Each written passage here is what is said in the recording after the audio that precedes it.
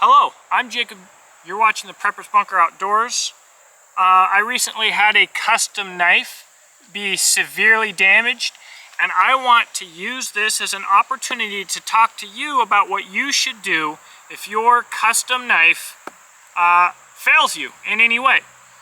The reason that I want to do this video is because oftentimes people have a lot of money invested in their custom work. They greatly respect the maker, and they are hesitant to say anything when they have a failure. And at the end of the day, this video is going to be geared towards not only encouraging you to reach out to the maker, contact them, and tell them what happened, but also to appreciate good makers. And today, I'm going to tell you how a maker should handle the situation, just like Bobby Garza and Diamondback Country Knives. If you like this video, please check out the description box below. You'll see how you can support this channel through my websites, my Patreon, affiliate links, and social media links. Let's jump right into it. When you break a production knife, you expect the manufacturer to stand behind it, especially if you believe that the manufacturer is at fault, that there was a defect, or that you were using the knife in a manner that is consistent with how the knife was designed and it failed. A lot of production companies are not great at this, and a lot of production companies are absolutely fantastic. SE Knives has made their reputation on making hard-use work tools, and if you break it, they replace it. People trust SE. Have they ever lost money replacing somebody's knife that they shouldn't have? Yes, but has their entire company grown based on their reputation for doing what's right? Ultimately, also yes. I believe that SE Knives has made an order of magnitude more money from doing what's right and just replacing all knives that are broken and being fantastic than they have lost. Maybe you disagree. Situation's a little different with custom makers, guys, because chances are they don't have your knife sitting on a shelf ready to sell. So you contact a custom maker, hey, my knife broke. You cannot expect the response to be, I'll have a new knife in the mail to you tomorrow. Chances are they don't have one. They have to make you another one. Chances are also that you're invested more into this custom knife than you would be a production knife. You paid more for it. You believe in the maker. And it could have potentially, hurt you, your feelings, whatever, more when your custom knife fails than it would a production knife, because you're personally invested in another individual. What I want to tell you is I see all the time somebody complaining about their custom knife publicly. They didn't complain to the maker sees it and is like, dude, you could have just reached out to me. I would have preferred it. You see, a failure in most cases is an opportunity for a custom maker to improve their product. In this case, Bobby sent me this knife, the Diamondback Country Knives Razorback X, because it is his first large knife, the first one that he made, and he wants to make sure that everything is dialed. You see, most custom makers out there want to make the best product that they can possibly make.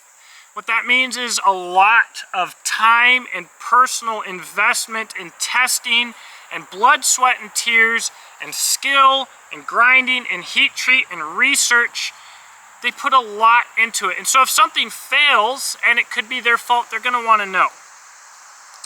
So that's what Bobby did with this. I told Bobby about it, and I will tell you right now, Bobby sent me this knife to use it as I believe a knife of this size should be used, to use it hard, and to verify that everything is spot on and on the money. And he wants to know.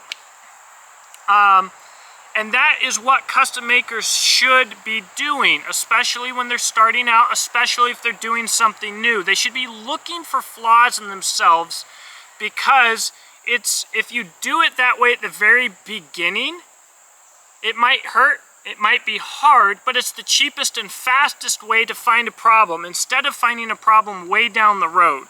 And you've already done it wrong so many times. So, you know, you have a custom knife, you're afraid to talk to the maker, or embarrassed or whatever else because it broke, guys, reach out to them.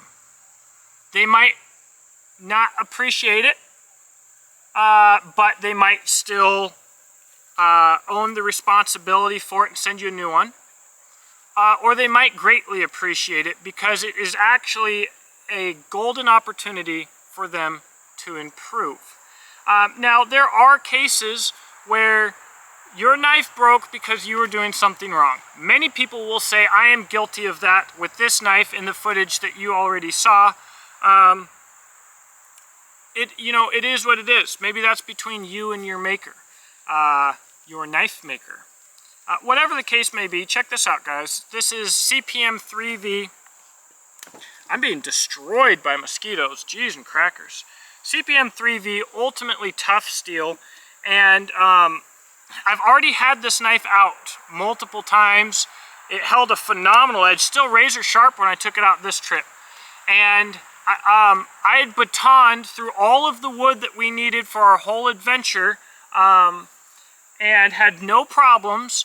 And before we left, I told my buddy Zach, hey, let's check out our slow-mo capabilities because my camera should be able to do 960 frames per second. Let's try and get some super sick, super slow-mo footage. We didn't need the wood that we were batoning. We just wanted to mess around, get some really cool footage before we left, and this is what happened. But look at this with his heat treat. Look at this damage, and no breaks, chips, tears, rips, nothing. Incredible deformation without actual breakage. In a survival situation, bending is superior to breaking. This knife would still be useful for a huge number of tasks.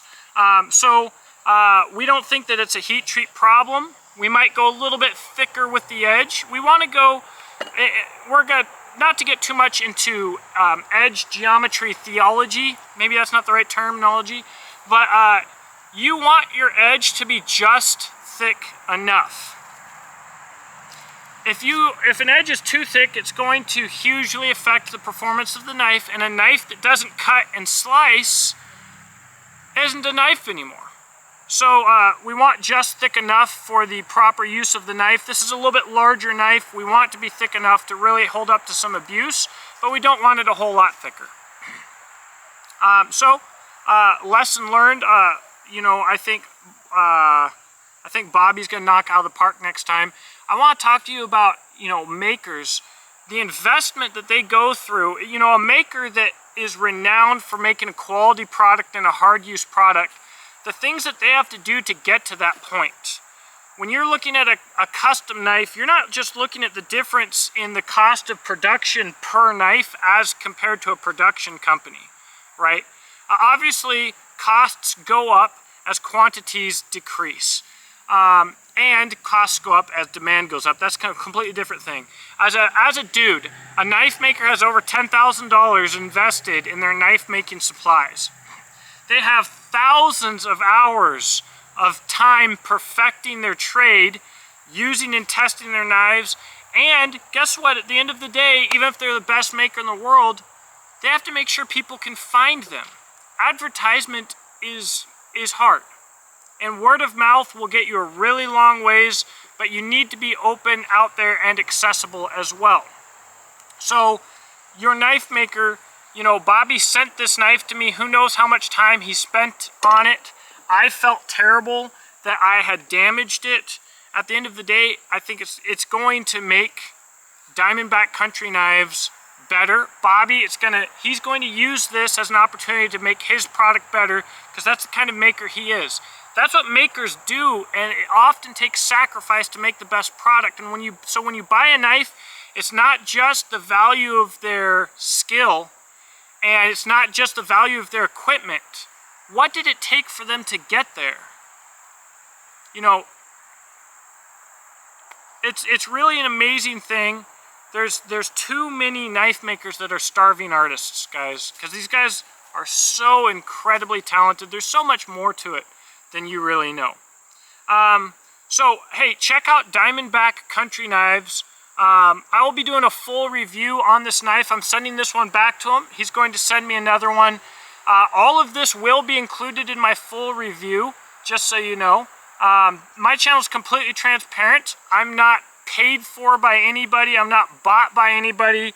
I'm not sponsored by anybody. So I'm going to tell you exactly what I think. And if a product fails, you're going to know about it.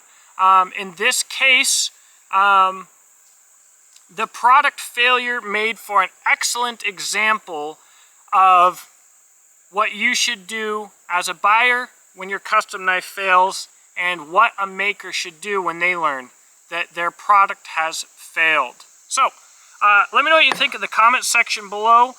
Do you think that I just abused this knife and used it beyond its capabilities?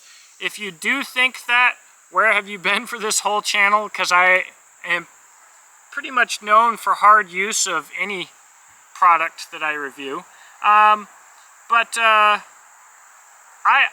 I feel so blessed to know Bobby Garza. He's such a cool guy, and I have always been so blown away by his fit and finish and attention to detail.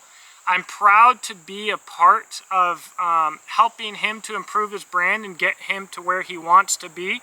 And I think from here on out, we're going to be looking at smooth sailing. At the end of the day, Diamondback Country Knives is going to be a custom maker that you're going to want to invest in, because they're going to be knives that have been there and done that. From a guy who does it all with incredible attention to detail and class. Did I already say thank you for watching? I don't even know at this point. But thank you for watching. I'll talk to you in the comment section below, and I hope that you have a blessed day.